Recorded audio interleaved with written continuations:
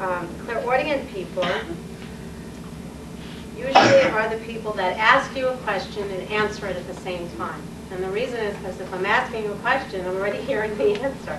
And I do that often as well.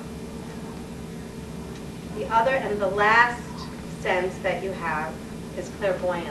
Most people are familiar with the third eye, and that's where clairvoyant is coming from. When you want to work with clairvoyant ability, you want to focus up into the third eye. People who are clairvoyant generally see pictures and images. They can see things like a movie screen. For me, clairaudient and clairvoyant are my strongest senses. So when I'm doing a reading and holding a picture or a piece of jewelry for a client, I'll close my eyes and I will hear and I will see symbols. Like I said, a box of coins could be coin collector, or it could be changes coming in your life. If I close my eyes and see a splash of red, that's either for me that the person is going through blood work and under a doctor's care, or the red splash could mean they're painting or redecorating their house.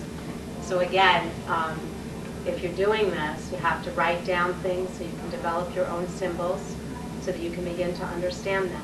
And again, most importantly, don't ever second guess anything that comes through. I suggest that if you want to open up your intuition for yourself, to work with people you know, and even people you don't know, just say, I'm experimenting. It's because when it's someone you don't know, more likely you're more comfortable to express whatever you're feeling. Or someone you know, like I said, you may be getting something, you're a little uncomfortable, you don't want to hurt feelings, or you don't want to give negative information, although I never see information as negative. A clairvoyant person is someone who is very good at decorating. They're the type of people that you would like to come to your house. They can tell you what colors. They're good organizers, where to place things. So if you feel that that's your personality, that you're that type of person, then more than likely clairvoyant is the sense that you would want to exercise. The clairaudient, as I said, is the person who usually answers your questions. If you feel that that's something that you have that experience, then that's the sense that you would want to exercise for you to become strongest. Clairvoyant people also can sometimes daydream. And they'll think it's just a daydream. Like I said, clairvoyance sees things like a movie. You can have a daydream, and then that daydream becomes a reality. That happened to me once, where I thought I was daydreaming about my nephew. I dreamt that he hurt himself. Daydreamed. I was lying, thinking, meditating, and I had an image of him in gym. I saw him hurt his knee. I saw his mom run for a coat and leave the house. And I just thought, why am I thinking this? The fact is that whole scene happened. So again, pay attention. I believe that every day, each and every one of you sitting here is receiving a message, whether it's about someone you care about or something in your own life. I believe also that you're not aware of it. Sometimes you'll say, somebody will say to me, I thought of that, or that came to my mind, or I felt that way too, but you didn't act on it. You didn't do anything about it. And that's why it doesn't develop. That's why it doesn't get strong enough for you to use in your life. And that's why Edgar Cayce called it the sleeping giant, because it is within you. It's just sleeping until you awaken it. And again, the way to do that is to follow these exercises, but first try to tune in to the two senses or the one sense that you think you can relate to, both in personality or the way you may have felt that you've received messages before. Exercise those abilities and use them in your daily life. People who've done this really feel that it's helped them tremendously, especially when they may, like I said, get a sense about a job or even in a relationship. People go out, maybe they're trying to meet people, they have a date, they sense something or they hear something. Follow it, because it will work. It'll be a guide for you. And this is something that you were born with. It is your birthright. So why not use it? Why not develop it? Why not, give yourself help when you can?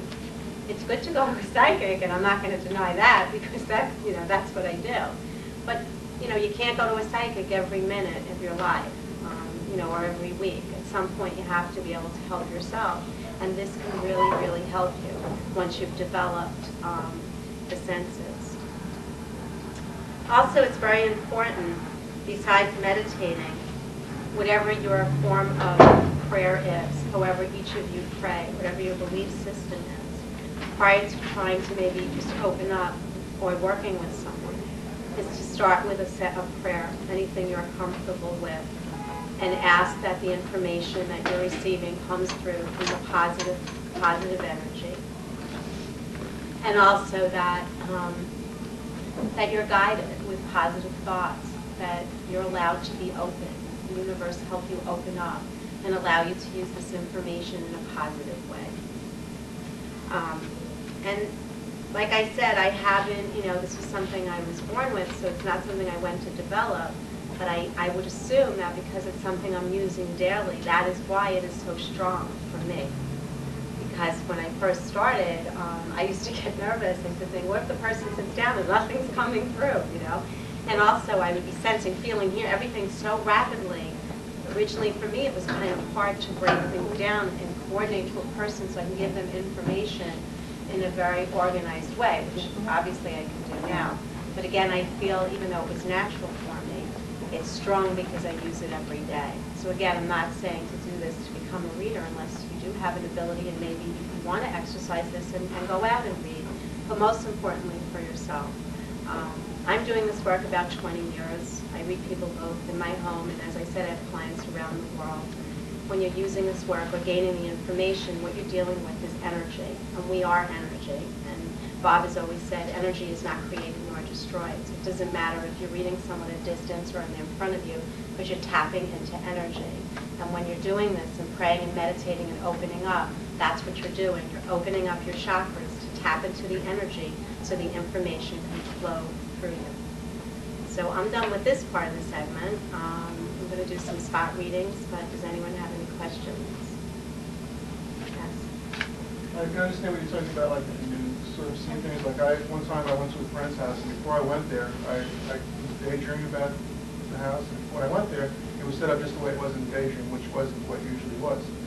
My question, though, is about, there's sometimes when it seems like, while I was working as a truck driver, every day I would get into the truck and I'd do my deliveries, and I would have this story going on in my head. It was someone's story, not someone I knew. But it was like this whole scripted thing that kept going and continued each time I got into the truck. Are you familiar with that type of thing? All I can think of is who was in the truck before you. Maybe you were picking up their energy. No, at that time I was the truck that I drove. Did the stories manifest to anything in life? Did they ever make sense? Did it ever develop into? I don't know what that is. I don't know. Okay, I only have a few minutes, I think, and I'd like to get one or two people in.